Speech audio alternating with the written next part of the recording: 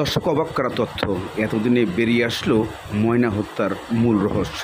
ময়নাকে ছাদে কিভাবে নেওয়া হয়, ছাদ থেকে কিভাবে ফের মারা হয়, সব কিছুই এই ভিডিওতে পাবেন। কারণ এই একজনই ছিল মূল নাটের গুরু। কিভাবে ময়নাকে তারা নিঃস্ব করে দিয়েছিলেন, কিভাবে শেষ করে দিয়েছিলেন, এই ভিডিওর অংশতেই অনেক কিছু পাওয়া যায় যা অবাক হয়ে গেছে। গেল বুধবার রাতে চাঁদা দাবি করেন। রাত আনুমানিক ৮টার সময় রকি তার স্বামী বাবুলকে বাসা থেকে ডেকে নিয়ে যায় এবং মারধর করেন। এতে সে অসুস্থ হয়ে গেলে বাসায় দিয়ে যায়। দ্বিতীয় ধাপে আবার তাকে ডেকে নিয়ে গিয়ে আবারও মারধর করে এবং এক পর্যায়ে বাবুল। আসসালামু আলাইকুম দর্শক, দেশ দেশের বাইরে থেকে যারা এই মুহূর্তে ভিডিও করেছেন সবাইকে অসংখ্য অসংখ্য ধন্যবাদ। দর্শক, প্রথমেই একটি রাতের আধারের স্ক্রিন ভিডিও রেকর্ড দেখেছেন, যেখানে ময়না শুয়ে আছে এবং তাকে মসজিদ থেকে নিয়ে বের হয়ে যাচ্ছে।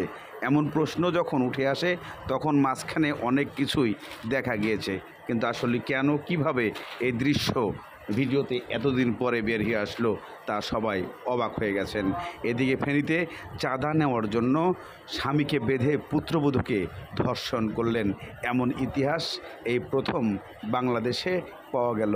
সাধারণ আইনজীবীরা, সাধারণ মানুষ তাদের এই ন্যাক্কারজনক এক ঘৃণ্য অপকর্মের বিরুদ্ধে হঠাৎ করেই ময়না হত্যার এই নতুন মোড়।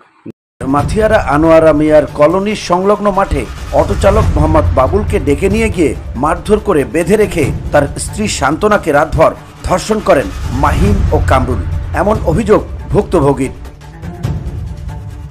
মাহিন ও কামরুল দীর্ঘদিন যাবৎ অটোচালকের স্ত্রী শান্তনাকে কুপ্রস্তাব দিয়ে আসছিল। এতে সে রাজি না হয় তার স্বামীকে গেল বুধবার রাতে চাঁদা দাবি করেন। রাত আনুমানিক ৮টার সময় রকি তার স্বামী বাবুলকে বাসা থেকে ডেকে নিয়ে যায় এবং মারধর করেন।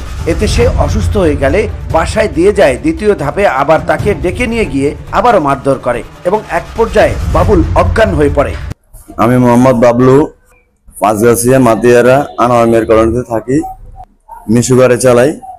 তো এখন আমরা স্বামী স্ত্রী দুজন এখানে থাকি, ছেলে মেয়ে বাড়িতে।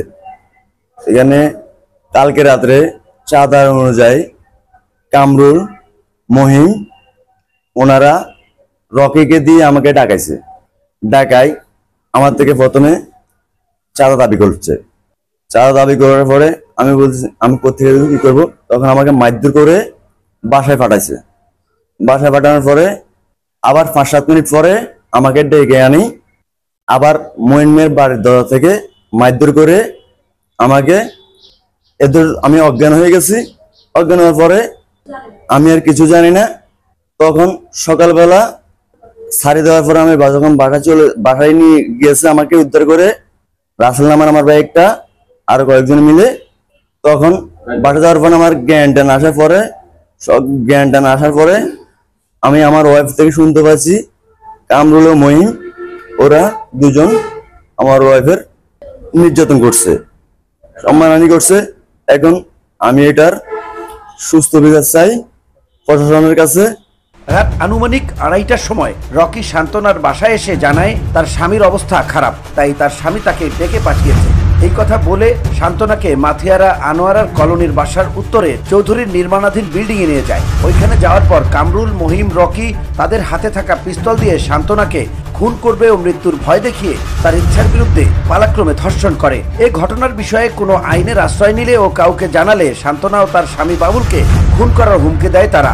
কামরুল এবং মহিন এতটা প্ল্যান করে নিয়ে এরকমটা করেন। আসছে যে প্রস্তাব দিয়েছে আমার মহিনে, তা আমরা জানি যে ওখানে বিচার আচার যা করে বা কারো কোনো প্রবলেম হলে বলতে যাই কামরুল এবং মহিনের কাছে। তো আমি যখন দেখতেছি আমি টাকা ম্যানেজ করতে পারতেছি না বা আমার এরকম খারাপ অফারটা দিতেছে, তো আমি ওনার কাছে একজনের মাধ্যমে জানি মানে বিচারটা দিতে গেছি যে ভাই আমার হাজবেন্ডের একটু বাসায় আনি দেন বা এরকম কিছু, আমার থেকে তো টাকা পয়সা এরকমটা কিছু নাই। তো উনি আমারে বলতেছে আচ্ছা ঠিক আছে আমি দেখতেছি, আমি বের হইতেছি। তখন রাত্রের 11টা থেকে 11:30 ছিল। তারপরে আমি বাসায় গেছি, বাসায় ছিলাম। রাত্রে 2টা থেকে 2:30 বাজে আমারে রকি নামের ফ্লাইটাতে দিয়ে বলাইছে যে আমার হাজবেন্ডের পরিস্থিতি অনেক খারাপ, বাট ওনারে দড়ি বা বাসায় নিয়ে আসতে হবে, এরকমটা বলি আমারে বলাইছে। বলানোর পরে নিয়ে গেছে যে আপনার ফুসকুনি আছে বা পাশে অনেক জঙ্গল এগুলো আছে, ওখানে নিয়ে গেছে। নিয়ে যাওয়ার পর ওখানে কামরুল এবং মইন দুজন উপস্থিত ছিল। থাকার পরে ওনারা দুইজন আমারে হাতে পিস্তলের মতো একটা কি ছিল ওটা দিয়ে ব্যাকমেল করে আমার জামাইরে মারিয়া লেবো বা আমারে মারিয়া লেবো, কোনো চিৎকার চেঁচামেচি আমরা করতে পারতাম না, আমি করতে পারতাম না বা কিছু বলতে পারতাম না। এরকমটা ব্যাকমেল করি ওনারা আমারে রেপ করছে। করার পরে আমি অনেক কষ্ট করে বাসায় গেছি। আমার জামাইরে ফজরের আজানের পরে ওরা ছাড়ে দিছে। পরদিন সকালে স্থানীয় লোকজন সহ আসামিদের নাম ঠিকানা সংগ্রহক্রমে মামলা দায়েরে বিলম্ব হয়। সকালে স্থানীয় কয়েকজন তরুণ আহত দম্পতিকে উদ্ধার করে ফেনী সদর হাসপাতালে ভর্তি করেন। ভুক্তভোগী নারী এই ঘটনায় ফেনী মডেল থানায় মামলা দায়ের করেন। আমি ফাজগুছিতে থাকি, ওই আমার একটা বড় ভাই উনিও ফাজগুছিতে থাকে। থাকার পরে আমি সকালে একজন মারফতে জানতে পারি যে ওনাকে একটা জায়গায় আটকে রাখানোর জন্য নির্যাতন করা হয়েছে, মারধর করা হয়েছে। তো পরে আমি ওখানে যাই, ওনাকে আনার পরে ওনারও স্ত্রীর কাছ থেকে জানতে পারি যে ওনাকে অনেকে নির্যাতন করা হয়েছে। কিছু ওখানে ছেলে মেয়েরা, তারপরে কামরুল নামে একটা ছেলে, ওখানে ও তো আগে থেকে সবাই জানে ও ওখানে অকারেন্স করতেছে। তারপরে কিছু মাদক ব্যবসায়ীর সাথে জড়িত আছে। তারপরে আমি ওনার থেকে জানতে পারি ওনার ওয়াইফকে নির্যাতন করা হয়েছে। ওরা নির্যাতন করে তারপরে ওনার ওয়াইফ আমাকে কান্দাকাটি করে। ভুক্তভোগী ওই নারী এই ঘটনায় জড়িতদের দৃষ্টান্তমূলক শাস্তির দাবি জানান। এছাড়াও প্রশাসনের হস্তক্ষেপ কামনা করেন। এছাড়া জানা যায় ক্ষমতাসীনদের প্রভাব খাটিয়ে দীর্ঘদিন যাবৎ নেশা বিক্রির, জুয়ার আসর সহ নানা অপকর্ম করে আসছে এই চক্র। আমার যেহেতু যেটা সম্পদ সেটা চলে গেছে, আমি প্রশাসনের কাছে বিচার চাই। আমি একটা নারী, এরকম প্রত্যেকটা ঘরে ঘরে প্রত্যেকটা জায়গাতে এরকমটা ঘটনা ঘটে। প্রশাসন যদি আমার এই বিচার না করে দেয়, আমি একটা নারী, আমার সম্পদ চলে গেছে, আমি এই জীবন দিয়ে আর কি করব? আমার এই জীবন থাকার চাইতে তো না থাকে অনেক ভালো। আমি প্রশাসনের কাছ থেকে বিচার চাই বা সরকারের কাছ থেকে বিচার চাই। স্থানীয়রা জানায় এই ঘটনার সাথে জড়িত 3 জনই মাদকাসক্ত। তাদের বিরুদ্ধে একাধিক অভিযোগ রয়েছে বলেও জানান তারা।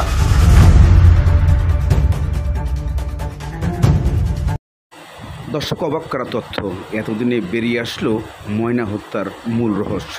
ময়নাকে ছাদে কিভাবে নেওয়া হয়, ছাদ থেকে কিভাবে ফের মারা হয়, সব কিছুই এই ভিডিওতে পাবেন। কারণ এই একজনই ছিল মূল। দেশের ইতিহাসে এমন কিছু তথ্য আর কখনোই আগে মেলে নাই। এই প্রথম বিভিন্ন ধরনের যে স্বামীকে বেঁধে রেখে চাঁদা নিতে স্ত্রীকে ধর্ষণ করে, যা পৃথিবীতে নজিরবিহীন এই বাংলাদেশে ঘটনা ঘটছে। এর প্রতিক্রিয়া সরকার কী নিচ্ছে, দেশ কী নিচ্ছে, সমাজ কী নিচ্ছে, এটা কিছুই বোঝা যাচ্ছে না।